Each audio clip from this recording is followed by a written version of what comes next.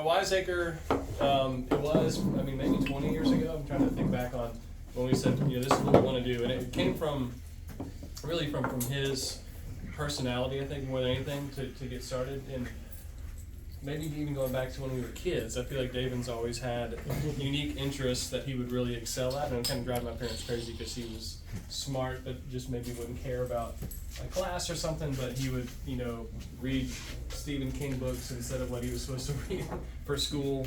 Became a really good racquetball player, was really good at chess and whatever. So he found unique interests, and he, I think, really went to master them. He went to cooking camp when he was really young, and it was like show and tell where he would cook for my parents' friends when he was 7 or 8. So, and he hates hearing all this stuff. But he started homebrewing his freshman year of college, I think, as a way to be cheap, and that would have been in '98. He started, homebrewing, and it just really began to take over his life, maybe more after college. And he didn't quite know what he wanted to do. And at first, I was really encouraging him, you got to figure out how to make this what you want to do for your life. You don't have the personality to do a lot of jobs, but when you can do something by yourself, chess, racquetball, whatever, and you can hone in, you can be great at this. So he started thinking about that, and I moved out to Yosemite National Park after college and met some of the workers here in Nevada and kind of talked about what they did and their job. And so then it kind of became how do we figure out how to do this together? That was our goal, and we talked about it a bunch. He got his wife on board with him going to brewing school, and we came back to Memphis and we went to lunch with our dad and we said, here's what we want to do one day. This was probably 2005 or 6. And we shook hands, we're gonna do this, we're gonna go, he's gonna go to brewing school, I'm gonna go, got a job with a beer distributor in Nashville and went to grad school at night to work on what became our business plan, our business model, all that kind of stuff. Dave went to brewing school in Chicago, brewing school in Germany, came back, was a professional brewer in Chicago, which is very different than home brewing. Did that for 3 years. It was at the third busiest brew pub in the country in Chicago, downtown off the Red Line. Won medals in the Great American Beer Festival, the World Beer Cup, Festival of Wood and Barrel Aged Beer while he was there. So we felt good about that. And I switched from the distributor, moved out west to work for Sierra Nevada. Worked for them for a couple years to learn more about the business, and then came back home to get going. So I think that's a lot of the history behind, and I moved back to Memphis in 2012. We're both from here, went to city schools, and always wanted to do this back in Memphis. So that's more of the background, prehistory. What did I leave out? Excellent. So are you off campus originally? That's what I said. Yeah, we went to White Station, went to a city school, and So we always hear about Memphis water quality. Is that something that really keyed you guys in on this? We need a brewery here just because of this. Is that a real? Not really. No. It makes a huge difference in the beers, and Yeah. it's evident. But unfortunately, this has to be a business first, and water Yeah. quality is definitely important for beer. But can you sell beer and can you do it in the right way? Right. And the year before we opened the brewery, they passed a law that allowed us to open a tap room that did not have a restaurant in it. Neither one of us at the time especially wanted to run a restaurant. And that was really that happening was how we kind of were we should go back to Memphis and do this. Because I think before then, it was the laws were making it too difficult to open a brewery in Memphis, and we should go do it somewhere where, where it's a little bit more favorable. Yeah. I moved down here in '97 from Connecticut, and the laws were just, I couldn't wrap my head around a lot.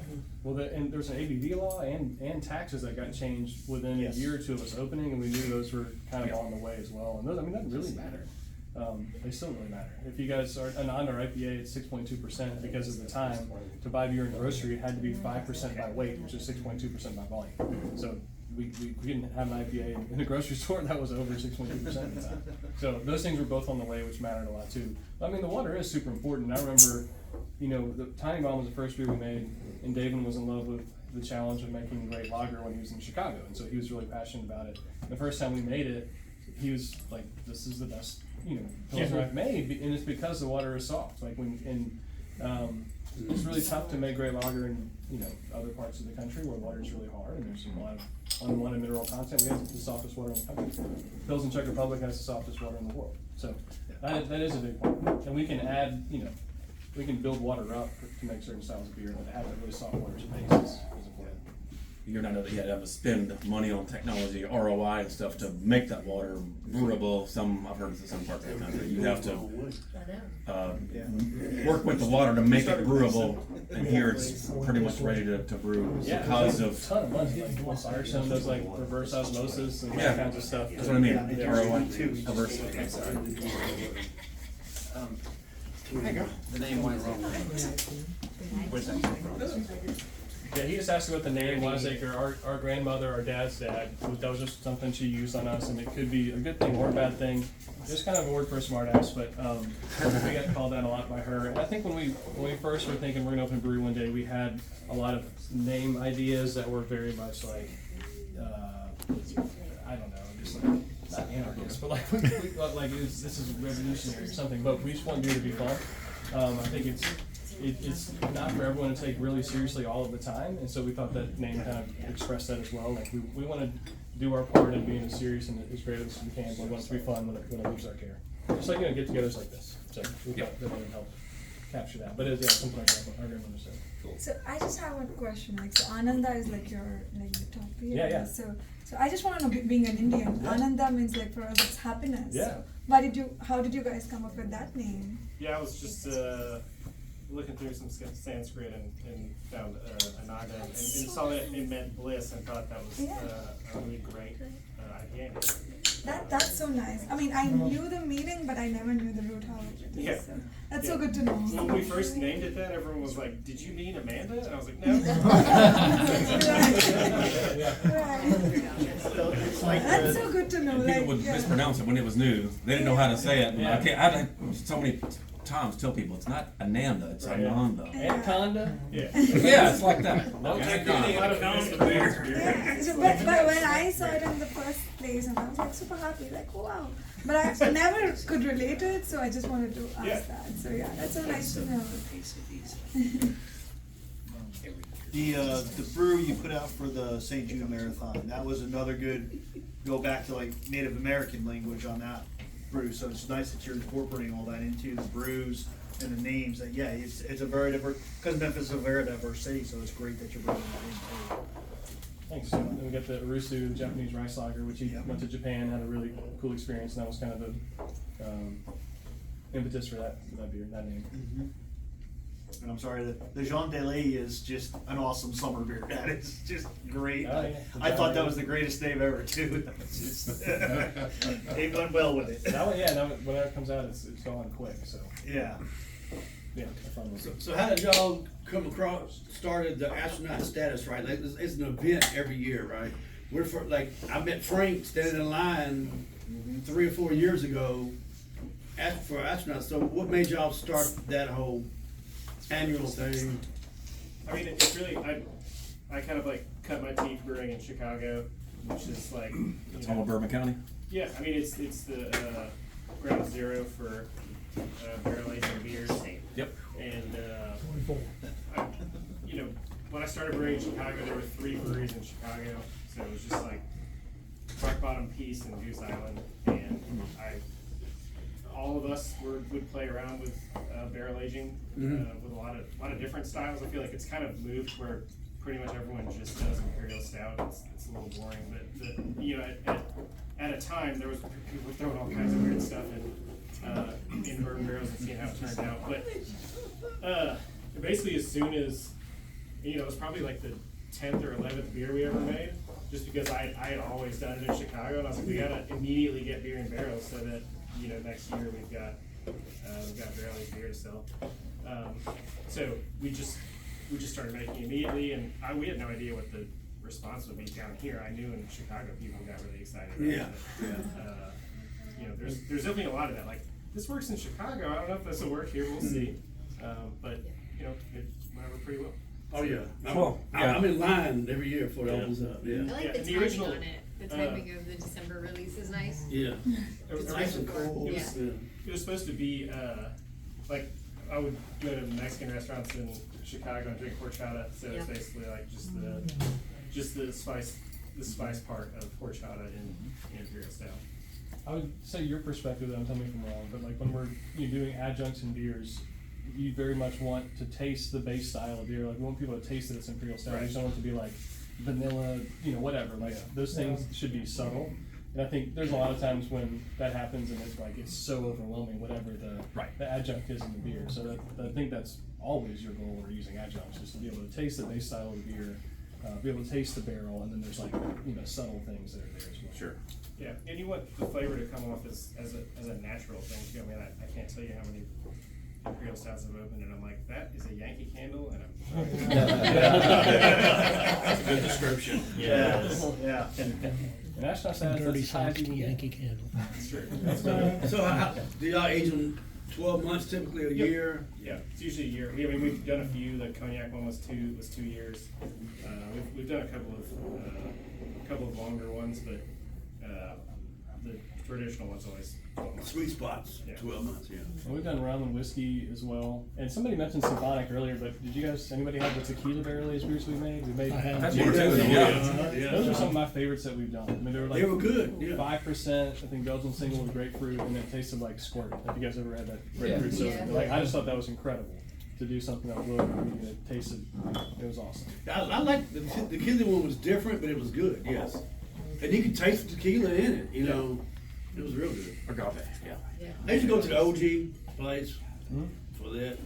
Is that the only place y'all open it up, do it at? Is? The barrel aging? Yes. It's all Okay. Yeah. I think that's probably the best place for it too. It's just in that and down in the holler there, so you got a little bit of Down shade, the holler. but you got a lot of heat.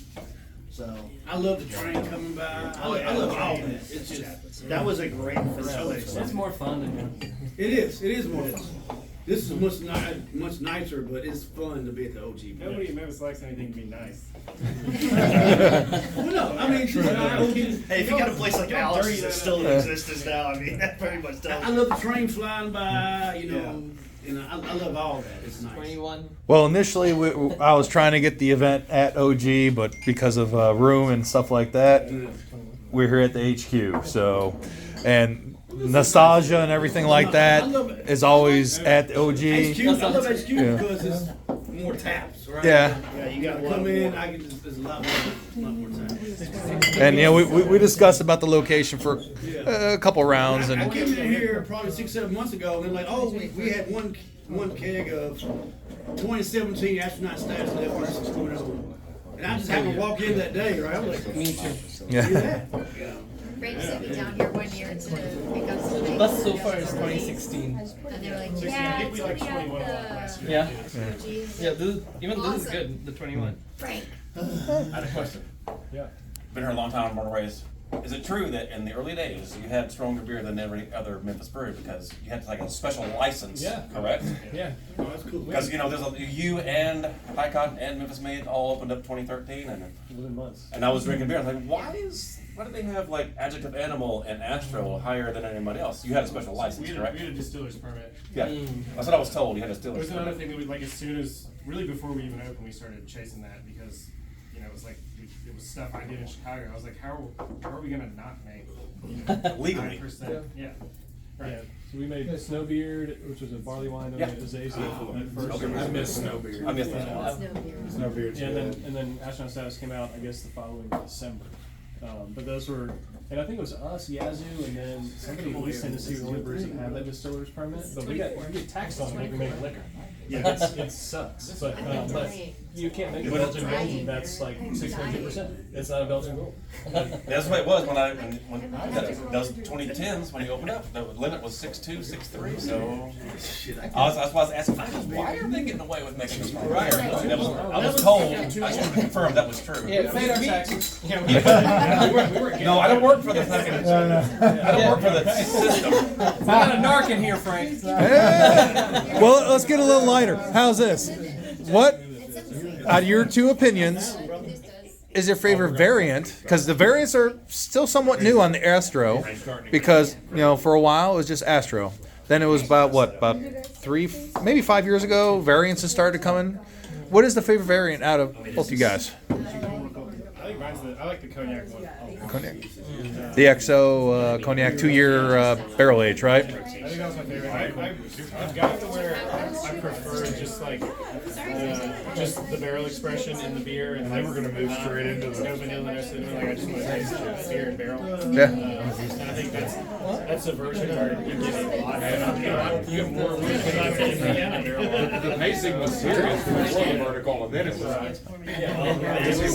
The same reason. It was like the next one came before I took a sip. The rum was fun. I I like Yeah. the nitro one. I like a lot too. Okay. I like the rum and the cognac. I'm barely pouring anything. Good variants of the. I was gonna go drink a pint. Okay. Those are really good. Those are probably like serious. Well, with that being said, what is your least favorite variant of this new the new venture of variants of Astro? No comment? Well, least favorite doesn't mean it's bad. It just means it's not one of their favorites. The tequila one, the tequila Astro This is a really good has beer. its prime. I've never had it. Yeah. The 2018 Unicorn Gopia? I wouldn't say it's 2018 at a time. It's one of my favorites, but like I had one last year and I was like, So the Unicorn Gopia, it changes styles Yeah. all the time. it's still good. But This like one is coffee an imperial style, and it's Brewer. Like, yeah. It used to be like a really nice character, and that's all it's on. I've been lucky enough to experience several of this long coffee Okay. years. Tequila. That's a good. And the flavors kind of trail off a while, right? Adjuncts, you increase the volatility. It's in a really good So spot. that flavor that you get when it was pretty fresh, the more stuff you put in it, it might fall off faster. Which is why like it's just a beer in a barrel, nothing else. It holds up a lot longer versus all these That's a good adjuncts. question though for. But it's still fun. Yeah. Where do we see Wiseacre going in the future? You're always here. I would assume it's already thinking. Absolutely. Cheers, cheers. That's what I have to say. Everything that we've had it today. Check out their. Another one